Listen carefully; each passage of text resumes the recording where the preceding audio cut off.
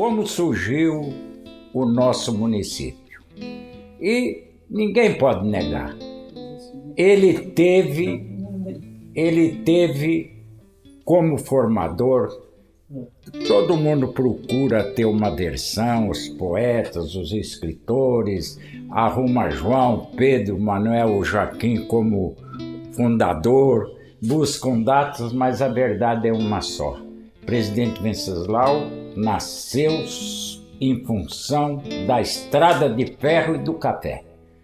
Aliás, um escritor elaborou o livro de Martinópolis, ele foi muito inteligente ao dizer que toda esta região, estes municípios, têm como pai o café e como mãe a ferrovia. Realmente, este binômio é que surge tudo. Então, o governo está preocupado em ter novas áreas para o plantio do café e para abrigar os imigrantes que chegavam em grande volume no Brasil novamente. E principalmente no estado de São Paulo, que era onde já o plantio do café tinha um grande desenvolvimento na Zona Velha. Então eles resolveram apressar a construção dessa estrada de ferro que estava parada, entendeu? Aí começam a surgir, para poder implantar os trilhos, eles tinham que ter os acampamentos. E foram surgindo os acampamentos, um deles, o de Presidente Venceslau, que é justamente localizado onde lá está aquela placa hoje, ou aquela coisa lá, que nasceu Venceslau. Ali que foi construído o barracão da Estrada de Ferro, que foi um dos primeiros, ali que a estação começou ali, o armazém mais na frente, que serviria para guardar café, algodão também. Então, a verdade é que o nascimento de Venceslau está ligado, sem dúvida nenhuma, à Estrada de Ferro Sorocabana e ao plantio do café. É lógico que neste acampamento, as primeiras pessoas que chegaram têm a sua importância e grande. Por exemplo, o João Ribeiro, o Antônio Rainho, que é o pai do Manuel Rainho, que foi o nosso prefeito, a família dos Pontes, os Abegões, a família Abegão foi importante. O mais velho foi primeiro vice-prefeito de Venceslau, tiveram uma atuação muito grande aqui na cidade. O Gorgulho, enfim, esses que chegam. O Antônio Marinho de Carvalho Filho, que dá o nome para a nossa escola, aquela escola por onde quase todos nós, na minha idade, passamos. Então, esses foram os primeiros. E eles ficaram aqui. Quando a estrada avançou, eles ficaram aqui. E depois de algum tempo aparece aqui o Álvaro Coelho. O Álvaro Coelho chegou aqui em Venceslau como representante da empresa Antônio Mendes Campos Filho, que detinha um documento que lhe tornava proprietária de toda esta área aqui no extremo sudoeste, principalmente este lado que nós chamamos lado de baixo de Presidente Venceslau. E ele veio como procurador e para cuidar da posse dessas terras. É lógico que ele enfrentou lutas terríveis, porque outros também queriam. O George, que foi a empresa que construiu a Estrada de Ferro, tinha um contrato que 60 quilômetros de cada lado seriam dele as terras.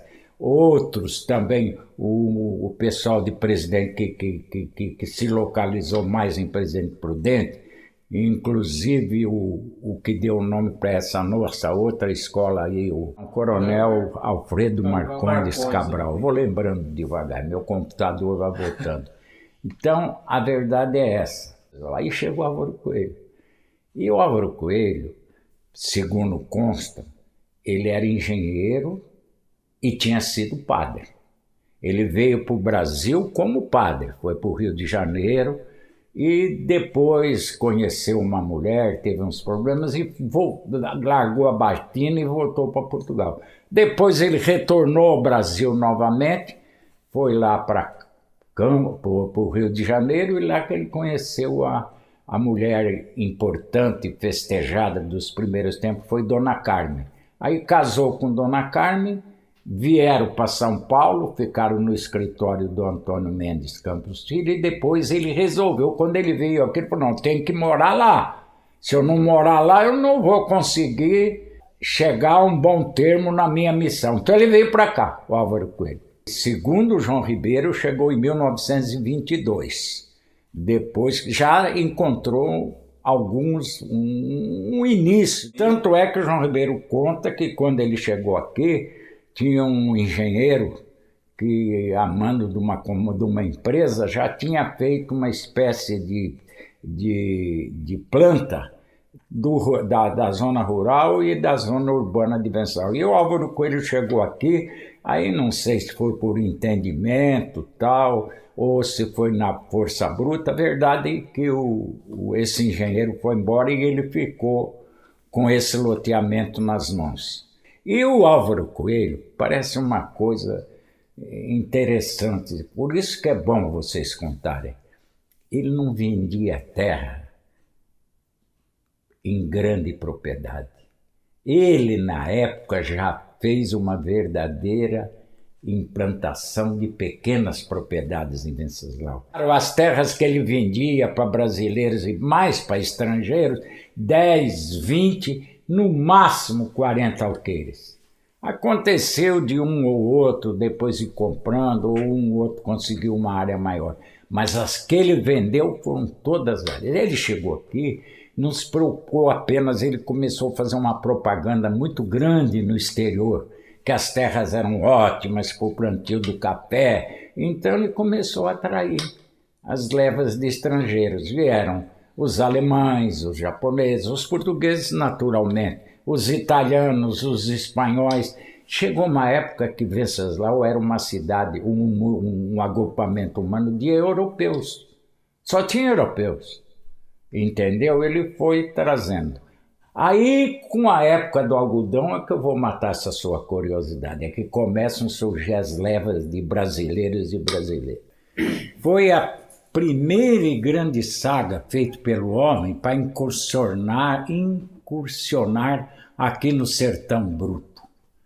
Primeiro, parece que foi em 1905, tal, eles tentaram e não chegaram. Depois, em 1901, depois em 1905, com o Tibiriçá, que era presidente do Estado, nós chamamos hoje governador, naquele tempo era tudo diferente, o sistema legislativo era bicameral, tinha Senado, Câmara, tudo, mas eles resolveram levar o progresso para esta parte do estado de São Paulo. Então resolveu abrir essa estrada, que depois veio ser a Estrada Boiadeira. E chegaram, tal de Rímel veio aí, abriram tal, mas não deram continuidade em Mato Grosso, não adiantou nada. O gado que vinha não tinha como. Então isso aí o tempo se encarregou de voltar. E esse Tibiriçá resolveu abrir essa estrada.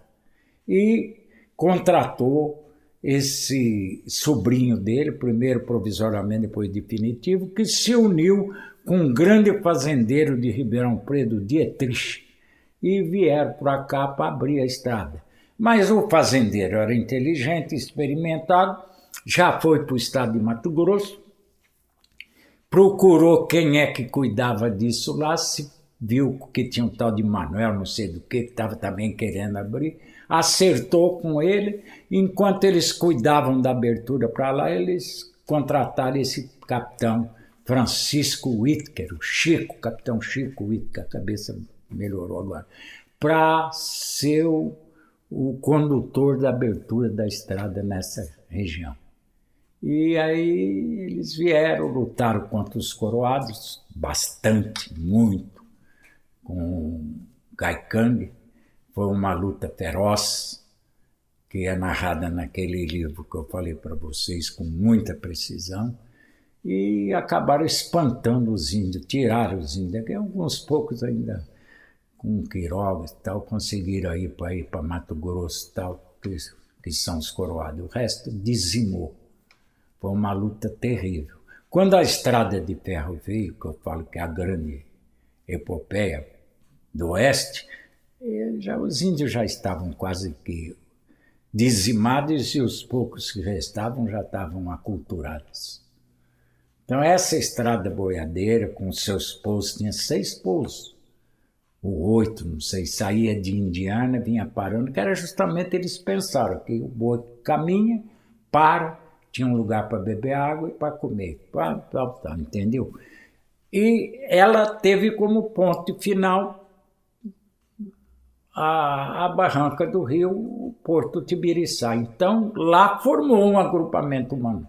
Lá vivia mais gente que em qualquer outra dos pousos, como também em Santa Anastácio, no Saltinho, não sei se é por causa da terra, o que foi, criou um bom ajuntamento. Antes da chegada da Estrada de Ferro, já tinha esses dois núcleos urbanos aqui na coisa. Mas também só prosperaram depois da Estrada de Ferro, não adianta. Epitácio cresceu, Santana, só depois da estrada. A estrada está intimamente ligada, desde a implantação dos trilhos até a abertura da primeira clareira, desde a plantação do café até a exportação da primeira saca produzida desse coisa, desde o começo do algodão até o transporte disso para fora, desde o primeiro núcleo, porque se formou em função dela, foram as coisas, até a formação do município. Então ela está altamente ligada ao desenvolvimento. Mas essa estrada boiadeira foi muito bonita e foi a primeira grande invasão do sertão bruto pelo homem branco. E naquele tempo, a eleição era bico de pena, a República Velha, mas havia eleição. E os 6 primeiros vereadores, 5 são estrangeiros e 1 é brasileiro. E entre os 5 estava o Álvaro Coelho, o Abegão, que são os mais conhecidos. E quem elegeu o prefeito era a Câmara. A Câmara elegeu o prefeito. Então eram 6, esses 6 iam escolher o prefeito, o vice-prefeito e o presidente da Câmara, certo? Aí o que aconteceu? Escolheram o Álvaro Coelho como prefeito, o José Francisco Abegão como vice-prefeito e o Joaquim Gorgulo como presidente da Câmara. Os três portugueses, entendeu? Então o prefeito, o vice-prefeito e o presidente da Câmara, os 3 portugueses. Já não é mais um agrupamento humano natural, nós temos sido distrito policial e distrito de Santa Anastácio, até a criação, porque Anastácio criou o município antes, até a criação. E com a criação do município, o prefeito naquela época não governava um pedacinho de chão. Isso aqui se tornou o município maior do estado de São Paulo. Venceslau congregava toda esta área de Presidente Venceslau, Caiuá, Presidente Epitácio, Marabá, Teodoro Sampaio e todos esses municípios que, se desmembrando de Teodoro Sampaio, foram criados depois. Então começa a era do prefeito que precisa cuidar de abrir estradas para que a produção, porque o café pudesse ser plantado e a produção. Então, foi uma luta terrível. E a eleição do prefeito era só por 1 ano. Mas a Câmara depois renovou o mandato do Álvaro Coelho por mais 1 ano.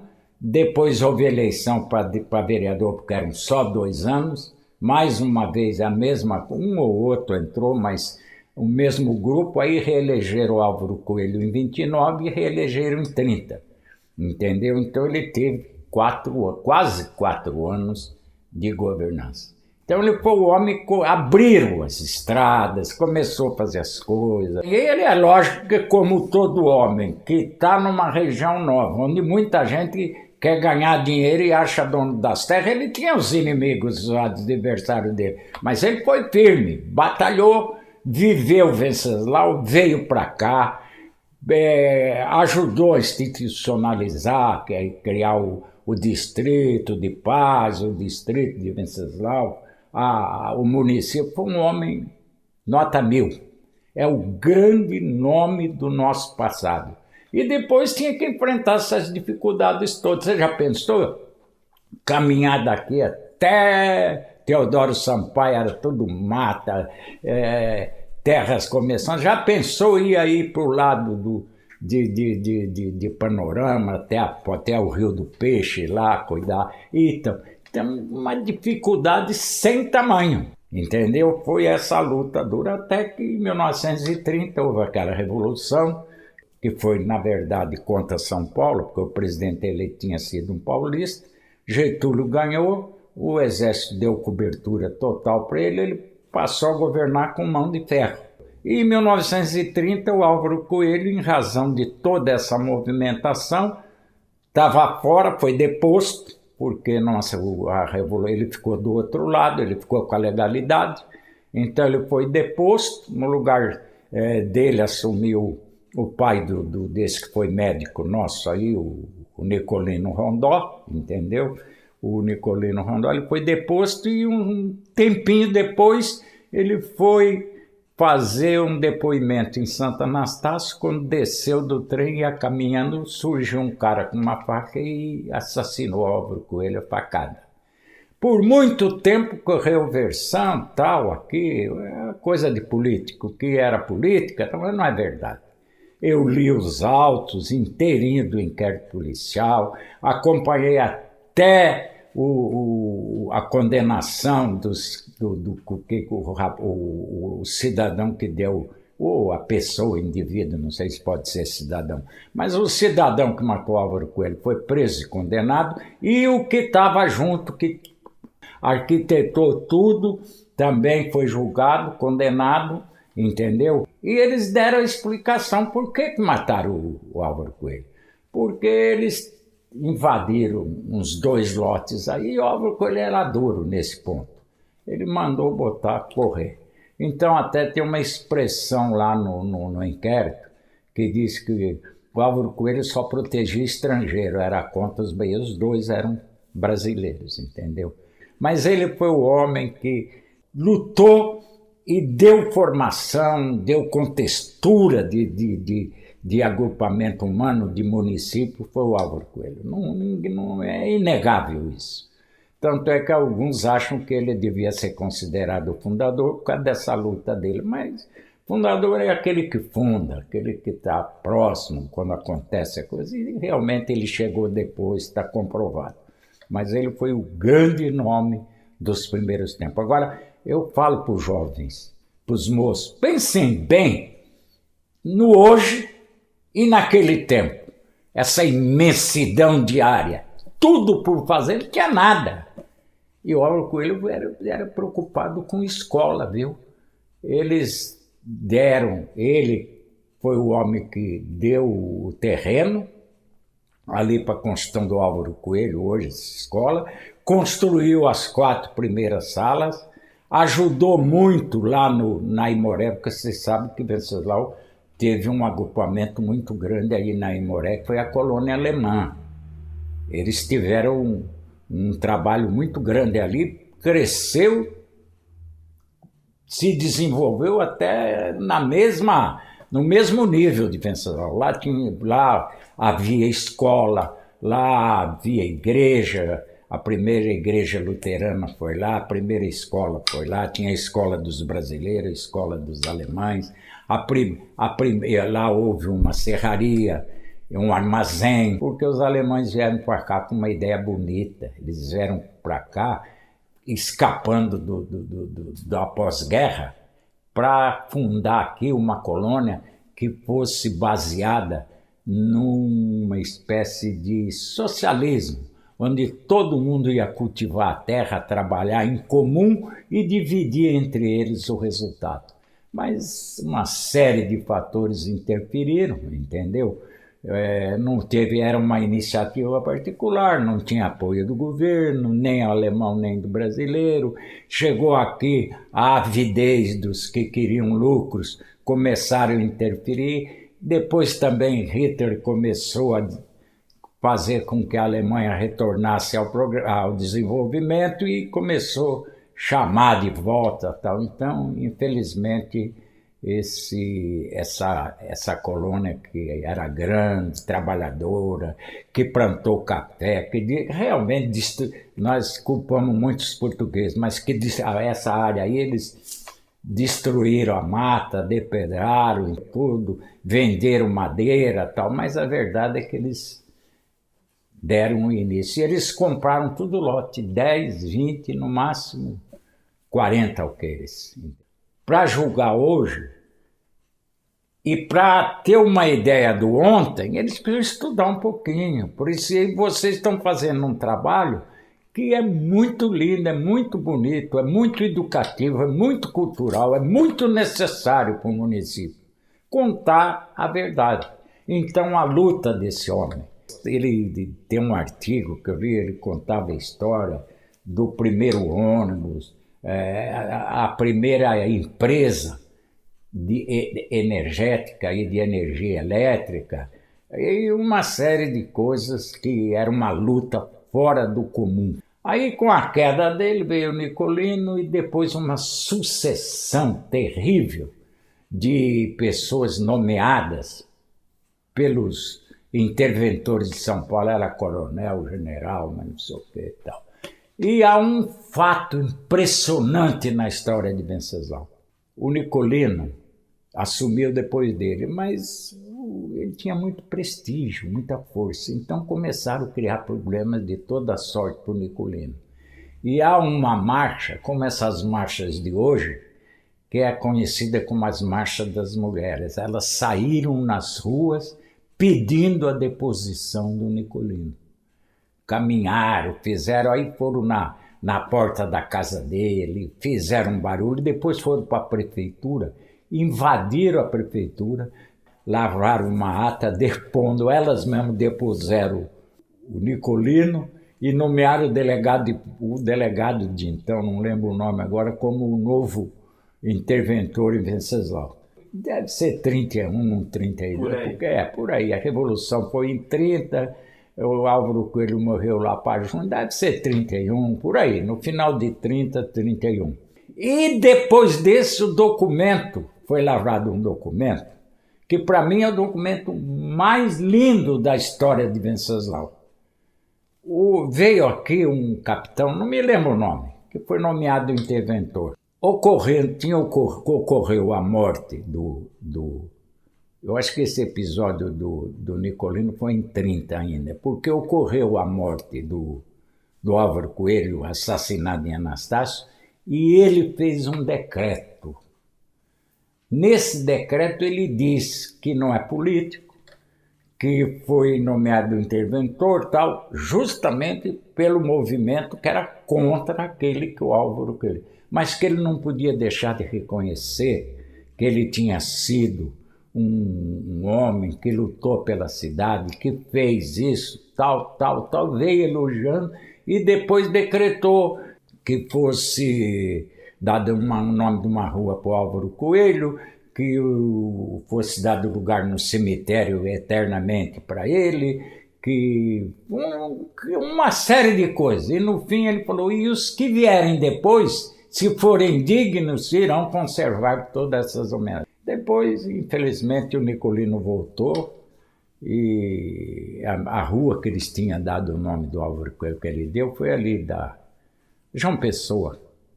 Era Álvaro Coelho e trocaram para João Pessoa porque ele foi elemento importante na Revolução do Coisa.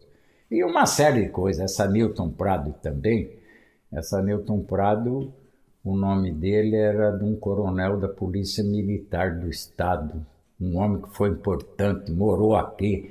Ali a casa onde está o sogro do Hernani, ali o seu Oscar, foi ele que construiu. Ele tinha 40 mil pés de café.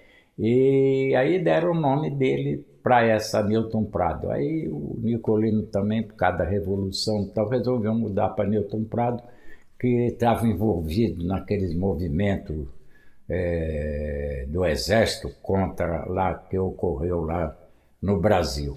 E mais outras ruas. Ele tirou todos os heróis da cidade e acabou dando o nome de pessoas bem distantes, entendeu? Aí esse grupamento de prefeito, mas a verdade é que Venceslau acompanhava o slogan do Brasil, é uma terra essencialmente agrícola. Então aqui o prefeito estava voltado para a agricultura. Tanto é que vocês pegam os recenseamentos e vão ver que o de 20, 30, 40, se eu não me engano, até o de 50, a população rural era bem maior que a urbana. Chega um tempo que era uma inversão. Hoje nós temos aí 1.500, 2.000 pessoas na zona rural e o resto na cidade. Naquele tempo era o contrário. Todo mundo morava na zona rural. Então é essa grande dificuldade. Você já viu o problema de escola e tal. E isso perdurou muito tempo.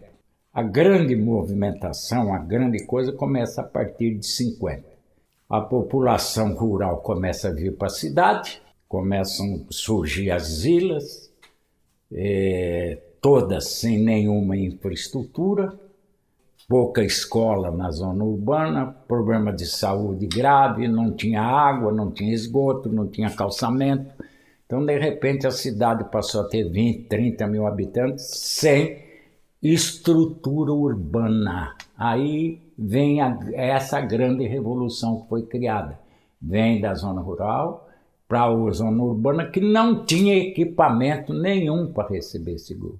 Então não tinha outra saída, eles tinham que cuidar, estava todo mundo na zona rural, tinha que abrir estrada, que eram todos carreadores, arrumar meio de trazer a produção para a cidade, café, depois algodão. Porque o café também não prosperou muito, não. Nós falamos muito em zona cafeeira, mas o café logo foi substituído. E aí foi que começam, que eu falo para você, para a zona rural começam a surgir essas grandes levas, não mais de imigrante, mas de imigrante, de gente que vinha do norte e do nordeste do Brasil para cá. Aí, de repente, a pecuária invadiu a zona rural. Veio com tudo. E você sabe a diferença que tem entre a pecuária e a lavoura. Uma precisa de muitos braços e outra não precisava de braços para manter. Então esse pessoal passou por um êxito rural para a vida urbana, sem preparo nenhum. Tanto é que os loteamentos aqui eram assim, ia lá, pegava o terreno, dividia em lotes, seja o que Deus quiser, vendia para o cara, não tinha luz, não tinha água, não tinha esgoto, não tinha nada, absolutamente nada. Então aí agora eu posso contar a minha história. O primeiro prefeito eleito de Presidente Venceslau foi o Enio Pipino, em 1947, que também foi um excelente prefeito. Ele começou já, na época dele, começa essa revolução, já há alguma coisa nesse sentido de mudança de rural para urbano, então ele teve que começar a preparar a primeira avenida, a primeira rua, a primeira via pública a ser asfaltada ele fez com essas pedras, que foi a Dom Pedro II. Ele criou escolas, tá? Então o Enio também foi um grande prefeito, foi o primeiro e um grande prefeito de Venceslau. O primeiro na nova formulação política, isto é, legitimidade, eleição pelo povo e com urna indevassável, com voto de todo mundo, porque antes só votava fulano, porque a mulher não custou para votar, começa a votar com Getúlio, precisava ter uma renda e tal. Então, era eleição, mas uma eleição bem limitada. Agora, o primeiro movimento foi esse. O Enio tinha sido prefeito nomeado, que Dona Carmen tinha feito, continuou, a mulher do Álvaro Coelho ela também deu palpite a vida inteira. Tanto é que quando instalou a comarca de Venceslau, porque Venceslau tinha um sentimento de tristeza, porque criou o município de Anastácio, nós ficamos distrito, mas um pouco tempo depois nós passamos a município. Agora a comarca não, estava demorando para criar. E a nossa comarca era Santo Anastácio, até que o Adhemar de Barros, interventor, resolveu, por decreto, criar a comarca de Presidente Venceslau, no meio de tantas outras que ele criou. E quando ele fez questão de vir instalar aqui, na instalação, ele agradece e manda um voto de louvor para Dona Carmen, e antes de ir lá para a inauguração, o que ele fez? Ele foi na casa, no casarão, porque você sabe que o Álvaro Coelho que construiu aquele casarão lá para morar, depois que ele já estava em Presidente Venceslau. Então o Enio era casado, a sobrinha do Álvaro Coelho. Dona Carmen era viúva. Essa menina era filha de um dos irmãos da Dona Carmen, que vieram para cá, entendeu? Porque o Álvaro Coelho só tinha ele e mais ninguém. Então era um dos irmãos da Dona Carmen. Então sobrinho, o Enio era sobrinho da Dona Carmen. Aí lá foi uma campanha bonita, o adversário do Enio foi o Zwingli Ferreira. Zwingli tinha chegado de São Paulo, advogado, formado na São Francisco, um grande orador, um homem idealista também, que veio aqui, foi diretor de jornal, então resolveram fazer uma campanha contra o grupo dominante e lançaram o Zwingli, candidato a prefeito contra o Enio. Mas o Enio ganhou a eleição em 1947. Eu era criança, mas eu lembro, meu pai era politiqueirozinho, não era político, mas gostava e era muito amigo do Enio.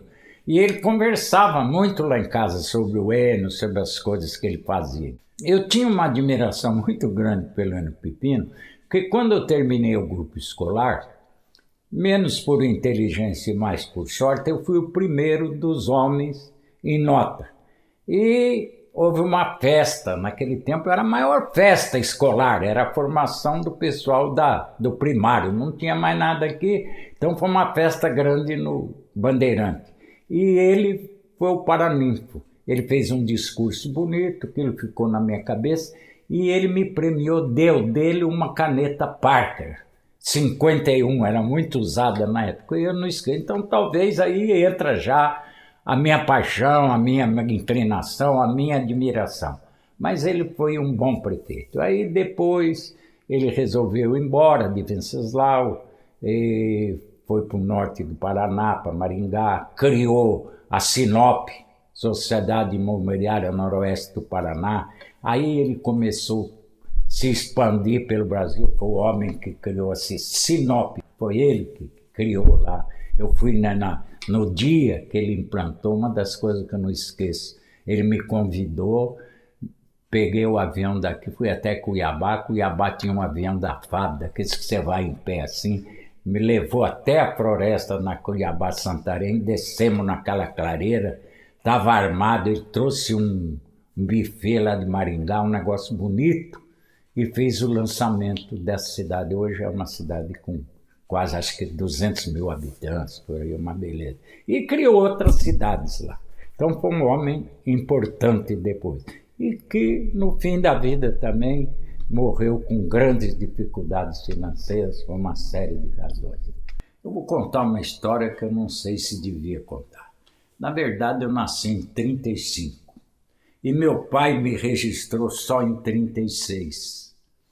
Aí houve um tempo que eu estava desconfiado. Eu falei, não é possível, por causa dos meus irmãos e tal. Aí fui na igreja, porque eu falei, espanhol pode não registrar, mas batizar ele batiza.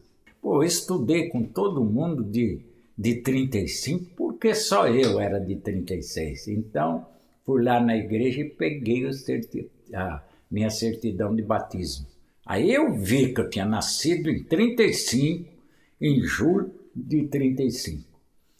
Aí aconteceu um fato, só pode acontecer comigo. O Dario Novo Dias era advogado. E eu dei para ele fazer a correção. Não queria ser mais novo do que era. Eu queria que marcasse. Eu não sei se ele bebia um pouco, qualquer coisa. Em vez dele pôr julho de 35, ele pôs janeiro de 34. Aí eu que queria ficar com a idade certa, acabei ficando mais velho. Mas na verdade eu nasci em 1935, no dia 10 de julho de 35. E quando o Enio entrou, eu tinha lá meus 12 anos. Quando eu entrei na política, por informações e tal, eu tive mais conhecimento das coisas que ele fez quando foi prefeito. Uma das coisas que dói meu coração, ter transformado a prefeitura, que era um prédio rústico, mas histórico. E nós mudamos, depois houve aquele episódio do incêndio, teve que mudar mais.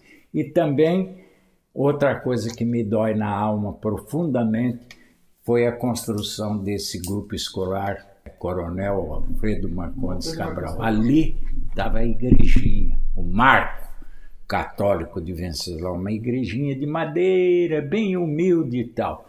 E por uma série de circunstâncias, o único lugar que podia ser construído um grupo escolar para aquela área lá de cima era lá. Então o Hernani ainda era vivo, foi o primeiro mês de administração dele, depois coitado faleceu, nós fizemos uma negociação com a igreja. Nós compramos essa área onde está hoje está tem o Horas, depois salão. Tem a casa paroquial, depois tem o salão, nós compramos e fizemos uma permuta e ainda devolvendo algum dinheiro pro ali. E nessa época, Venceslau já era comunitário, naquele tempo era tudo com a comunidade. O Antônio Rainho, irmão do Manuel Rainho, ele deu 50% do que nós gastamos para comprar esses terrenos, ele doou para a prefeitura para poder acertar com a igreja. E nós não precisávamos ter derrubado a capelinha. Tanto é que depois que derrubou, veio aqui o arquiteto. Naquele tempo eles não faziam essas escolas padrão. Por isso que ela é bonita, mas era para ser mais bonita ainda. Veio um arquiteto contratado pelo IPESP, que naquele tempo o Instituto tinha um convênio e fazia escola no interior. E veio esse arquiteto, ele era do Partido Comunista, mas festejado no estado de São Paulo. Aí ele olhou a cidade e falou: ó, prefeito, essa cidade é tranquila, então vou fazer um projeto lindo para essa escola. Não vai ter cerca, vai ser tudo com jardim na frente, rampa e tudo. E realmente ele fez. Agora depois na execução é que vem a porcaria. O telhado foi modificado, alguma coisa, e com o tempo, com a evolução, porque era só uma muretinha e depois tudo grama, plantado, era bonito. E deixou uma área na frente, vocês não deviam ter derrubado a capelinha, mas ele deixou um canto na frente para fazer uma praça e construir a capelinha, entendeu? Até a gente ia dar o nome na praça do pai do Manuel e ficou ainda um terreno que é onde construíram aquela coisa feia, aquela quadra lá que, embora necessária, ela acabou tirando toda a beleza do prédio. Então, duas coisas que me entristecem. E às vezes a minha consciência, para poder encontrar uma saída, eu falo, também os alunos viviam numa escola de madeira, fazendo necessidades fora da classe, negócio horrível, tal, e ganharam uma escola linda. E eu acho que São Francisco deve estar contente, porque abrigou as crianças das crianças é o reino do céu, não é isso mesmo? Então isso me dá aplaca um pouco, mas eu não devia ter feito isso. Se eu tivesse uma noção na época de preservação do patrimônio histórico, jamais eu teria feito isso, jamais. Hoje não faria nem que fosse obrigado por armas e por mais coisas. Eu morreria, mas não faria isso. Mas isso a gente vai aprendendo com o decorrer do tempo. Mas vamos voltar para o Enio. Aí depois do Enio e das pessoas. Do Álvaro Coelho, eu já dei quem. Do Enio Pipino, tem esse pessoal do NECO aqui, do irmão do Brás. Tem essa moça, como é que chama? Ele foi cartorário. Osmar, a mulher do Osmar, é irmã do Enio. Depois do Enio, vem o Pedro Augusto Oberlander. Se não foi um homem excepcional como administrador, foi um homem correto. Depois do Enio vem Alberto Fraga Faria Moreira. Alberto Faria Fraga Moreira. Esse é um episódio que eu não quero falar muito, porque ele foi candidato no começo, foi quando eu me elegi vereador, a primeira vez. Ele era candidato único, na última hora apareceu um adversário aí, mas estava todo mundo congregado em torno dele. Ele foi gerente aqui do Unibanco, naquela época não era Unibanco. Ele era gerente do banco, foi candidato. Mas aí foi uma eleição que a gente, é outra coisa que você não está preparado, não sabe, nós entramos, mas foi uma cúpula aí, está muito ligado ao problema das reservas florestais, porque ele e o irmão dele no passado foram grandes proprietários ali do Pontal, tal, fizeram e acabou ele sendo eleito prefeito. Agora ele era um homem bom, eu me lembro disso, era vereador, crítico, eu, Hernani, fizemos uma oposição, quando descobrimos e tal, fizemos uma oposição bem forte contra ele, entendeu? Mas ele era bom de coração, muito bom, muito bom. Na sucessão do Pedrinho, ele se elegeu, eu me elegi vereador junto com outros. Naquele tempo eram 15. Nós éramos do Partido Democrata Cristão, nós formamos esse partido aqui em Venceslau. Foi o Franco Montoro, veio aqui, eu estava falando numa peça que nós tínhamos da escola lá no Horas. O Horas foi um grande teatro lá em cima, depois destruíram, foi o primeiro e grande teatro de Venceslau. Aí o Franco Montoro viu, esperou, estava com o padre Dionísio, que era o padre da paróquia, ele era ligado à igreja, onde ele vinha, ele ia na igreja e ele, vamos lá que tem uns moços lá. Aí ele me viu, eu desci, ele falou, olha, você leva jeito para a política. Gostei de ver, eu fazia o papel de um advogado, você faz, não sei o que e tal. Nós estamos numa luta aqui para criar um partido novo, o Partido Democrata Cristão, por isso nós temos que lutar. Naquele tempo, você sabe que o mundo era dicotômico, comunismo e capitalismo. Nós estamos numa luta contra o comunismo e contra o capitalismo, nós temos que arrumar uma força diferente, onde haja igualdade, mas haja também justiça. Eu me empolguei, desci de lá, comecei a ir atrás, fui atrás do Raimundinho, do Manuel e tal, e formamos o partido. Aí eu saí candidato a vereador. Estava ainda novinho, não tinha 19 anos. Nem sei se podia na época ser candidato, eu sei que ninguém me impugnou. E aí eu me elegi vereador. E me elegi da seguinte maneira, nós do PDC fizemos na última hora, nós não tínhamos condições de fazer o registro. Aí nós procuramos a UDN e fizemos uma coligação, é o único que nos abrigou. Aí a UDN, nós fizemos 6 vereadores nessa coisa. Um da UDN e 5 do PDC. E eu fui o último. E se eu tivesse um voto a menos, não me elegeria. Fui o último. Ali na Câmara eu conheci o Hernani, que eu não conhecia, ele era do lado de baixo e do lado de cima, nós não tínhamos contato quase nenhum. Eu conheci o Hernani, ele se aproximou, nós começamos juntos a fazer aquela campanha. Quando chegou no final, quando veio a nova eleição, ele falou, eu sou candidato, não admito outro vice, vai ser você. Naquele tempo, o vice tinha que concorrer, não era como agora, que você faz uma chapa e vota na chapa, não, tinha que votar em cada um. Aí nós juntamos com ele saiu candidato, enfrentou o Pedrinho, que já tinha sido prefeito, e eu enfrentei o doutor Wilson Rondó, que o pai tinha sido prefeito, era médico e tinha hospital. Aí ganhamos a eleição separadamente, ele ganhou para prefeito e eu ganhei para vice. Eu até falei, meu pai carroceiro, não tinha nada na cidade, e quando abriu a primeira urna, eu sempre procurei fazer análise. Eu perdi por 2 votos para o Wilson Rondó e o Hernani ganhou por 6 do Pedrinho. Eu falei, naquele tempo, a elite votava toda na Nova Coelho, a primeira, a segunda, a terceira sessão, era tudo ali. Eu falei, os caras não votaram em mim, me traíram mesmo.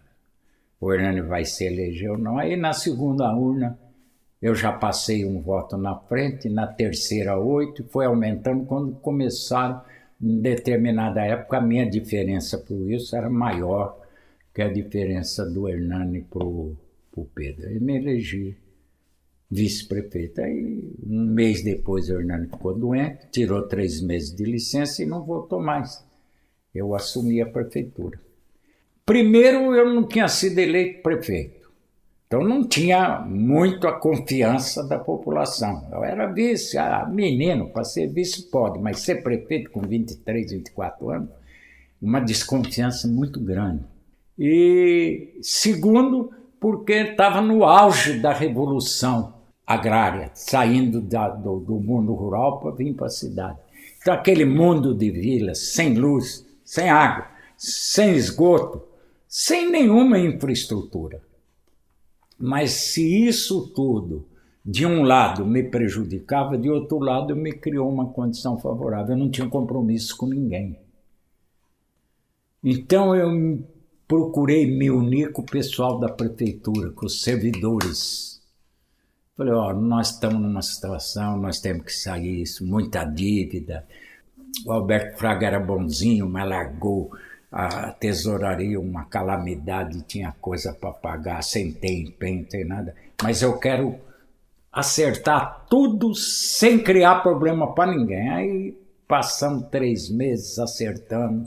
Saí, fiz um acordo, nós vamos fazer, pelo amor de Deus, nós temos que acertar. Os funcionários estão com 3 meses de atraso e a maioria é tudo com vale, está um rolo. Vocês têm que me ajudar, vamos fazer um acordo, vamos fazer com imposto. Foi naquele tempo a participação era muito maior do que agora. E consegui isso daí. Em 6 meses a situação da prefeitura já estava normalizada. Aí nós começamos a pagar em dia, nunca mais atrasou, vencedor. A verdade é essa. Nunca mais. Houve aí uns episódios no tempo do Brizola, atrasou 1 mês, houve alguns episódios, mas a verdade é que nunca mais atrasou os vencimentos de vencedor. O negócio caminhou. Eu não ganhava salário mínimo, não tinha vantagem nenhuma, mas eu me uni com esse pessoal. Nós iluminamos todas as vilas, todas, contra tudo e contra todos. Eu fui na companhia elétrica Kaiowá e os caras falaram, olha, nós não temos condições de fazer, meu filho, tem aqui a coisa. Então nós fomos aí um dia ele falou, faz uma coisa, vamos levantar quanto custa levar energia elétrica para a Vila Bonfim. Custa tanto, você compra tudo em ações da Kaiowá. Para passar isso na Câmara foi a coisa mais difícil do mundo. O Zungo era contra, era vereador, brilhante. E a Kaiowá não vai fazer, tal, até que passou. Aí nós fizemos primeiro a Vila Hernani Murad, que era a Vila Jardim, grande. Nós iluminamos. Depois foi para Bonfim. Depois todas as vilas eu ia comprando ação e eles iam fazendo com o dinheiro que eu comprava as ações. Tanto é que nós tínhamos ações aí da Kaiowá, muita, e veio um prefeito, passou por dificuldade e vendeu, mas tinha bastante. Iluminamos, posso dizer, quase todas as vilas de Venceslau, quase todas. Faltou um pontinho aqui, outro pontinho lá, mas resolvemos o problema. Aí, problema da água, só tinha na área central. Chorando, acertando, fui o Carvalho Pinto, eu era mocinho, eles me festejavam, naquele tempo só tinha velho na política. Me festejavam, arrumamos. O cara falou para mim, eu tenho uma ideia, vocês estão mal lá, a captação lá tá, como é que chama quando vai areia? Assoreada, né? Assoreada, tá tudo assim, vocês têm que encontrar, vamos testar o sistema de poços profundos, que a turma chama de semi-artesiano. Aí me mostrou um instituto que tinha, eu fiz um convênio, eles vieram aí, fizeram a primeira experiência ali na Europa, lá no fundo, e deu. Ele falou, vai dar resultado. Aí, como é que vai fazer? Ele falou, agora isso aí precisa ser organizado, você precisa arrumar dinheiro para fazer um projeto. Como não tinha esgoto na cidade, eles falaram, você já faz um projeto geral. Eu falei, mas como é que eu vou contratar uma firma que vai cobrar caro para fazer estudos? Nós mal pagamos o pessoal e conservamos nossas ruas. Não fiz 1 metro de asfalto até agora, falei. Aí falou, não, vai na Caixa Econômica. Aí eu fui na Caixa, vira daqui e tal. O Carvalho Pinto falou, não, vou autorizar. E autorizou fazer o projeto do esgoto sanitário. Ele arrumou dinheiro, fizeram o projeto, teve que fazer um empréstimo para começar a execução. Aí nós estendemos água aí para um monte de local, mas muito, e começamos esgoto sanitário. Ó a dificuldade, hein? Para você ter, primeiro os emissários, depois você tinha que começar pelo centro, para não... Porque tudo brota, muita gente... Porque não começa na vila? Eu falei, porque a cidade começou no centro e foi crescendo, crescendo. Você não começa do fim para o começo, você começa do começo para o fim. Com pedra, com tudo. Toca eu ter que tirar o calçamento todo para poder colocar esgoto e tal. Mas tudo no fim. Não fiz 1 metro de calçamento. Todo mundo diz, calçamento ganha eleição. Com a ajuda também desse negócio de ser mocinho, veio aquela escola, veio o Antônio Marinho, o prédio do Antônio Marinho, o centro de saúde, um monte de coisa. Mas foi a período auge do Estado ajudando Venceslau. Depois eu saio, entrou o Coronel Brizola, que ganhou do Raimundinho. Né? O Coronel Brizola é uma figura, outra figura, é um homem que era um homem de coração do tamanho da cidade, bonzinho, e tanto é que eu fui contra ele, e ele me elogiava, fazia tudo, nunca criou um problema, e depois, quando eu fui candidato outra vez, me apoiou. E ele já, porque ele passou pela prefeitura, viu meu trabalho, ele me apoiou. Mas independente disso, era um homem bom. Gostava de atender as pessoas, de ir atrás, de resolver, e fez um bom governo, Depois do Brizola voltei eu, foi na fase de mudança que eu comecei a criar, descentralizar a prefeitura, porque o prefeito tinha que atender o cara que ia pedir uma receita. Criei o primeiro departamento de assistência social, nomeei o Hélio Cerejo, que era poeta, para ser o diretor. Depois, no final, nós fizemos uma reforma administrativa, que criamos o Departamento de Água e Esgoto, começamos a fazer calçamento, mudando um pouco as pedras. Começamos a entrar na pavimentação, mas tudo era uma loucura, não era como é hoje. Hoje, o município, eles reclamam, e também tem razão, porque o município tem que ser o foco, o centro. Nós vivemos é aqui que tem que as coisas acontecerem. Hoje, por que a estrutura urbana piorou?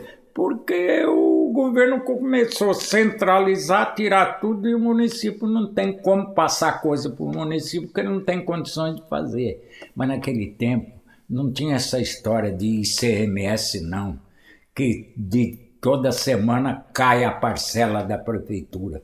Naquele tempo a gente só ia receber no fim do ano a diferença entre a arrecadação do Estado com o município. Você tinha aqui em São Paulo entrar em fila. Às vezes o governador, para ajudar o município, autorizava uns empréstimos com base nisso aí que a gente ia recolher, depois cobrava juros, uma série de coisas. Não tinha nada organizado. Não tinha esse fundo de participação dos municípios da União, não, era uma loucura. Então o prefeito tinha que viver a prefeitura mesmo. Nisso aí eu posso garantir, eu posso ter errado, ter acertado muito e errado muito. Mas eu vivi.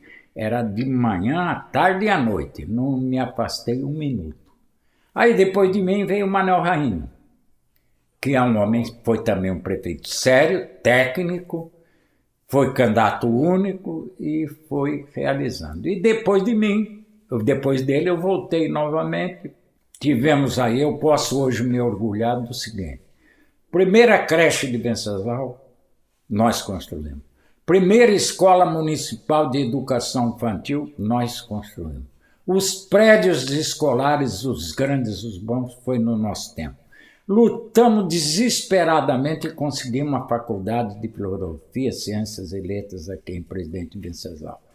Conseguimos construir o centro de saúde e coisa. E depois vieram outros que também, por exemplo, o Tassinho. O Tassinho fez esses postinhos aí que todo mundo na época criticou, mas é um negócio importantíssimo. É o atendimento, o primeiro é que tumultuou tudo. Postinho é para atender uma emergência. Vai lá, depois vem para a Santa Casa. Deixaram a Santa Casa ruir, acabar, e quer fazer atendimento que não pode. Então o médico está lá para atender. A Organização Mundial da Saúde declara, num raio de 2.000 metros, não precisa ficar construído 1, 2, 3, 4 centros de atendimento de urgência com internação. Tendo um centro e trazendo para lá e cuidando daquilo, funciona bem. Mas o Tassinha foi importante nisso aí. Podemos falar que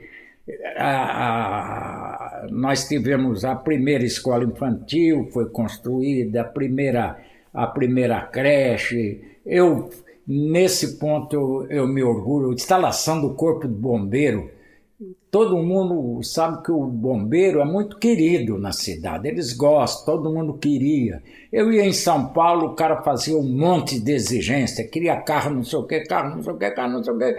Aí um dia eu pedi uma audiência com o Mated, que era o responsável, e falei, vocês não querem esparramar isso pelo interior. Tudo tem um começo.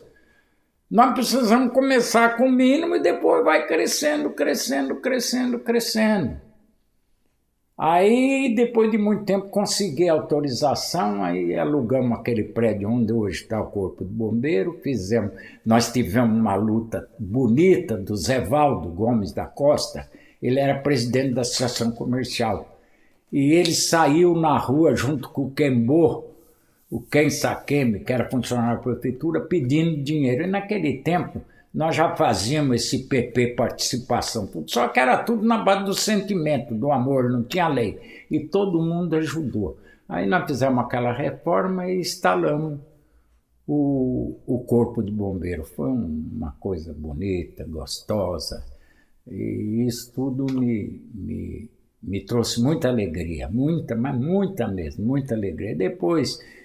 todo mundo cuidou daquilo, o Catarino criou o tal de FEBOM, que é importante, é um fundo que, junto com o predial, cobra 1% para a manutenção do Corpo de Bombeiro. Aí deu um respaldo financeiro que funciona. Aí veio Malacrida, comprou o prédio, houve a reforma, começou a reforma, o Hernani concluiu, está lá um belo de um Corpo de Bombeiro ali. Tinha o aeroporto e a Paive, e uma estrada que ninguém ia para lá. Aí o Tufi era prefeito, nós precisamos arrumar, eu era deputado.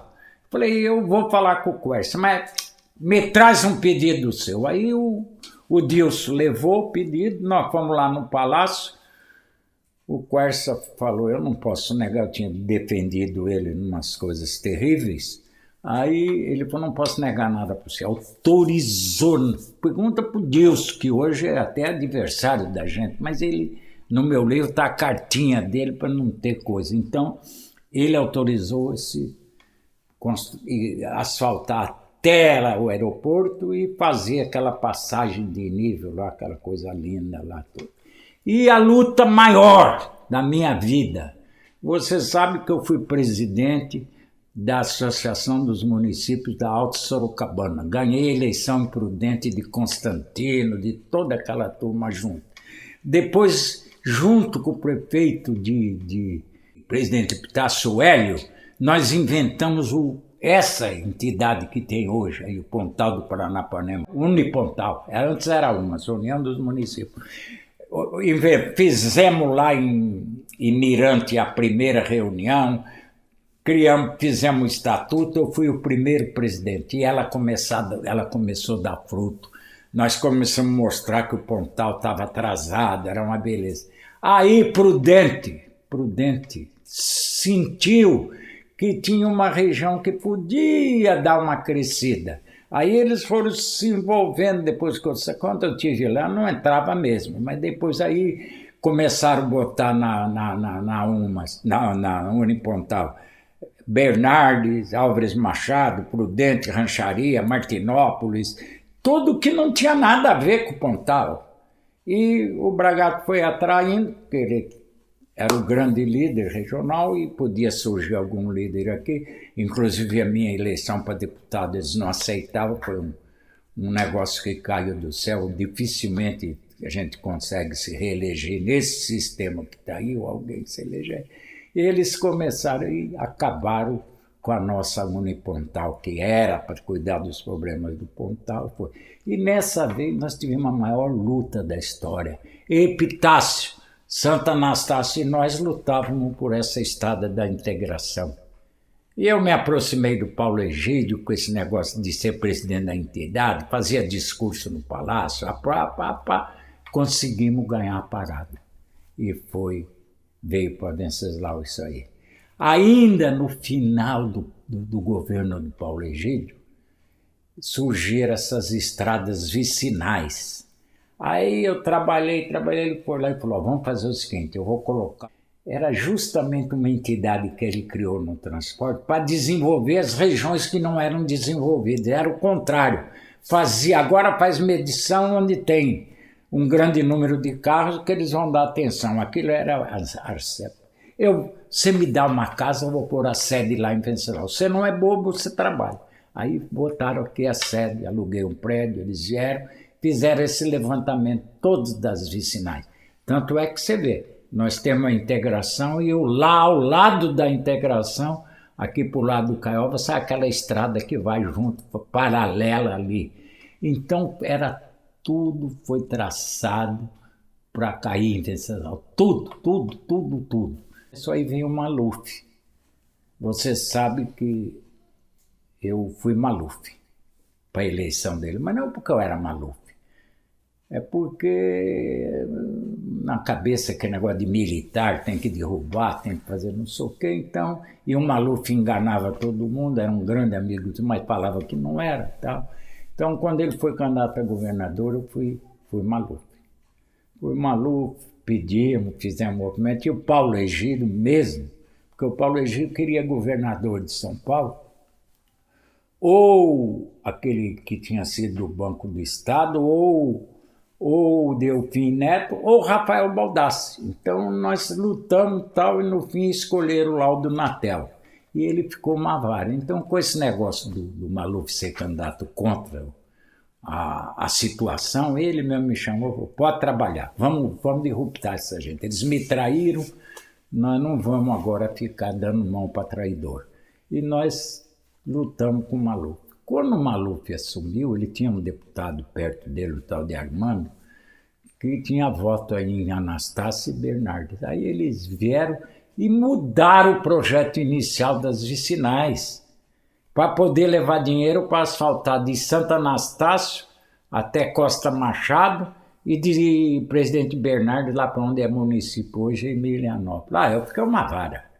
Aí foi quando eu fui falar um negócio, não sabia que ia dar repercussão, saiu no Jornal da Tarde na primeira parte. Maluf adota a filosofia do papel higiênico, usa e depois joga fora. Aí contei essa história, aí estremeceu um cara que eu ajudei bastante, estremeceu bem, para minha felicidade, bastante, entendeu? Mas eu tive, nesse ponto, às vezes os caras falavam, você é muito falador, muito metido, mas eu provo. Tudo que eu estou falando, você pode procurar, vai na Câmara, porque tudo tem projeto. Tudo tem projeto. Não adianta o cara falar, construiu o fórum. Construiu o fórum. Verdade, construiu o fórum no tempo do Tassinho, mas vai lá ver quem é que conseguiu o terreno, quem é que doou o terreno para o Estado, como foi. Não adianta, a lei está lá. Tudo está lá, eles vêm falar, está aí, não adianta. Eu vivi prefeitura. Aí, como deputado amigo do Tufi, vivi junto com o Tufi, tudo que ele precisou, fui atrás. Depois fui secretário, arrumei. Quando foi para sair, eu fui lá no Quercia, falei, Quercia, eu estou saindo da secretaria. E, na verdade, fiz pouco ou quase nada para a minha cidade. E eu tinha uma ideia, que todo mundo fala em campo de ginásio de esporte, negócio para tênis. E para mim, Quercia, a alma do esporte no Brasil é futebol. Então eu tenho um projeto aí para construir campos, porque estão desaparecendo, antes era fácil, tinha campo em todo lugar, para construir campos pequenos, campo maior, tudo numa área de Venceslau. Aí ele falou assim, mas você tem dinheiro? Eu falei, tanto tenho que eu já trouxe o decreto pronto. Ele falou, você é malandro, hein? Ninguém começou a rir, assinou, me autorizou. Todo o dinheiro que eu tinha na secretaria eu mandei para o Tufi. Era para desapropriar uma área que era justamente ao lado da Five, mas ele, não sei por que razão, resolveu desapropriar aquela mata, aquele terreno todo cheio de acidentes. Aí começou, tá lá, vocês vão lá, vocês verem, campo de futebol construído atrás da penitenciária, uns mascoados, tudo abandonado lá. A única vantagem foi aquela mata que realmente é coisa. E estava, mas de uma ou de outra maneira, gastando muito, estava construindo. Aí no tempo do Tacinha doaram a área para construir a penitenciária. Aí parou tudo. Então essas coisas, eu não diria que são mágoas. Não é mágoa, não é mágoa. Mas é coisa que não me agradou, eu não vivo feliz. Nós podíamos ter melhorado. Como é o caso da escola do Bonfim. Bonfim vinha tudo aí para o Alfredo Marcondes Cabral. E o delegado de ensino, o irmão dele era o diretor do Alfredo Marcondes Cabral, um bom delegado também. E aí tinha a Vila Bonfim que podia ter uma escola lá, e eles eram contra. Aí eu falei, eu vou fazer pela prefeitura. Aquele prédio lá eu fiz pela prefeitura. Depois mudaram, mas eu fiz pela prefeitura. E falei, vou fazer um negócio diferente, vou fazer uma ligação entre o urbano e o rural. Comprei uma área grande. Lá tinha, você não sei se era uma horta muito grande, árvores frutíferas, tudo. E no meio aquele prédio lá, para fazer isso. Aí depois mudaram, cederam para construir outra coisa. Tá? Aqui tinha pouco terreno, não dava para comprar, era mais fácil fazer isso. É igual a história da penitenciária. Não podia ter feito em outro lugar, não sou contra, mas podia fazer em outro lugar. Só de terraplenagem gastaram mais de 80 milhões, no tempo dava para comprar 20 alqueires. Então são essas coisas que... Não vou dizer que magoa, porque político não pode ter mágoa. Alguém me ensinou que a mágoa do político são como as lágrimas dos escravos. Nasce nos olhos, corre pelo peito e morre no coração. Tem que morrer. O dia que você começa a ter mágoa, você deixa de ser político. Eu tive grandes adversários, tive. Briguei com muita gente, briguei. Mas... eu não me lembro, que é meia dúzia ou menos ainda, agora pouquíssimos que eu... Não, eles não conversam comigo, mas onde eu vejo, cumprimento, falo. Tá? Aliás, eu fui na Receita Federal pedir um papel, bom dia, bom dia, bom dia, bom dia, e minha mulher, pô, você tá atrapalhando. Eu falei, não, estou cumprimentando. Cumprimentar os outros não é privilégio de político nas vésperas da eleição. É um dever de qualquer um que mora numa cidade pequena igual a nossa. Venceslau tem sorte.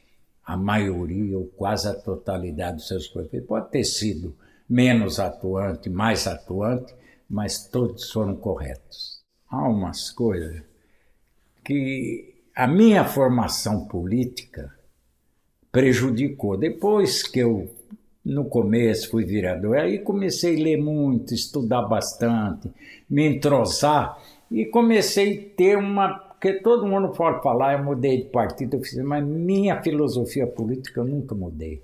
Eu sou democrata cristão, acredito na filosofia social da igreja, defendo. Eu acho que nós temos condições de construir um mundo onde haja justiça e ao mesmo tempo haja igualdade. Eles dizem que é utopia, mas eu acho possível. Então eu nunca me afastei das minhas ideias. E fui muito defensor do erário, da coisa pública. Passei por episódios que me entristeceram, como o incêndio da prefeitura, o cara pôs fogo lá quando eu era prefeito, me doeu profundamente, embora quem pôs foi identificado, foi condenado, pagou, teve preso, mas isso aí não resolve. Sempre fica a tristeza.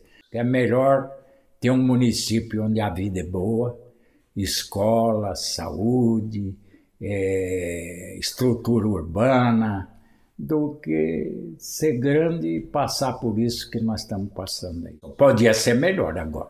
Ela teve um choque, e esse choque que eu falo é justamente por causa de uma pregação negativa.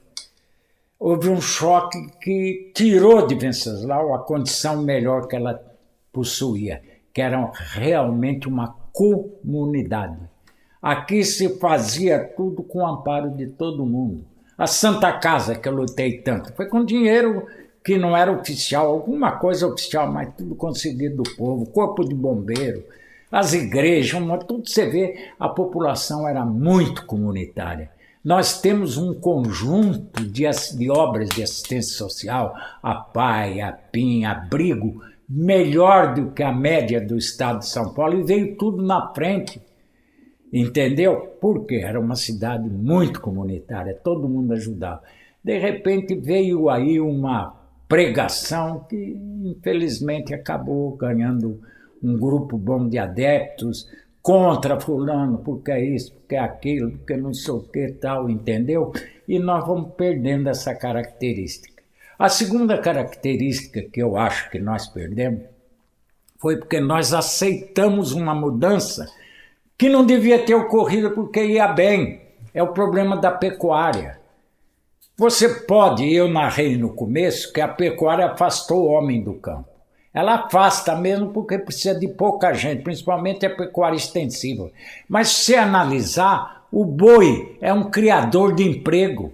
Ele cria o frigorífico, ele cria o curtume, ele cria as fábricas de sapato, de coisa e tal. E nós íamos fazendo isso numa programação perfeita. Nós já tínhamos o frigorífico, nós estávamos com o curtume bonito ali na saída que nós trouxemos de Anastácio. A cidade poderia passar daquilo que você até há pouco me perguntou, podia ter explodido mais. Se nós continuássemos nesse coisa. Nós fizemos uma definição. No Texas, na região do estado, é boi, lá eles andam de chapéuzão, de botinão, mas é rico, é um estado rico. E que coisa, então nós poderíamos estar produzindo e tendo emprego. Mas surgiu um grupo agora que se arvorou contra todos. Parece que a preocupação deles não é crescer, é ter inveja de quem cresce, é atrapalhar quem cresce. E o resultado nós tivemos. Hoje nós perdemos tudo isso. Frigorífico fechou, curtume fechou, essas selarias estão passando por dificuldade, quase todas fechando. O nosso frigorífico de frango podia ser uma cidade de criação de animais, que vinha bem, fechou. Então isso tudo faltou a continuidade de uma política que, no meu entendimento, era um zoneamento inteligente. Entendeu? Nós podíamos estar produzindo riqueza. E, de repente, abafou. Hoje, Venceslau, a prefeitura de Venceslau, que arrecada, mal dá para pagar manutenção e funcionários. Por quê? Porque nossa fonte de renda desapareceu. Nós não somos mais a segunda economia, nós somos a 9ª, 10ª da região. Nosso CMS é baixo, nosso fundo de participação é baixo, nossa população não cresce, ficou estagnada. Então isso tudo formou um conjunto que não me alegra. E eu acho que o homem público ele só tem uma visão, ele tem que estar acima de qualquer outra coisa. O interesse dele é o bem público, é o bem de todos. Não adianta você ser feliz sozinho. Ninguém vai num enterro para rir. Ver todo mundo chorando e vai falar que saiu de lá contente. Então eu acho que não é bom isso. Nós temos que ter uma programação, e nós cortamos essa programação. E o pior não é isso. É que as coisas passam desapercebidas e o povo aplaude hoje, dando apoio àqueles que foram os responsáveis por tudo isso. Nós deixamos de ser o centro político do Pontal porque pegaram o Pontal e misturaram com o resto da Sorocabana. Nós deixamos de ser a cidade mais rica porque fizeram essa campanha sistemática contra a pecuária, dizendo que onde chega o boi sai o homem. Não é verdade? O boi tira da zona rural, mas cria riqueza na zona urbana, e muita riqueza. Então isso tudo atrapalhou. o nosso desenvolvimento. E hoje nós vivemos, graças a Deus, ainda, do comércio e do serviço, da terceira via aí da economia. Nós vivemos do comércio e do serviço. Se não fosse isso, e não fosse essas penitenciárias, nós estaríamos absolutamente estagnados, porque nossa economia rural desapareceu e a nossa economia urbana diminuiu com o fechamento do Caiova, do frigorífico de frangos, da fábrica de postes e outras coisas que produziam um pouquinho mais. Mesmo a venda de automóvel. Venceslau chegou a ser o centro, mas centro, principalmente de veículos novos. Todo mundo caía aqui, de repente também o crescimento é natural, foram criando agências. E nós tínhamos primeiro o frigorífico, depois a venda de agência que dava um ICMS bem grande. Hoje são mais carros usados, que ainda é uma força, que dá emprego, que produz. Essa entrada da Tiradentes ainda dá alegria.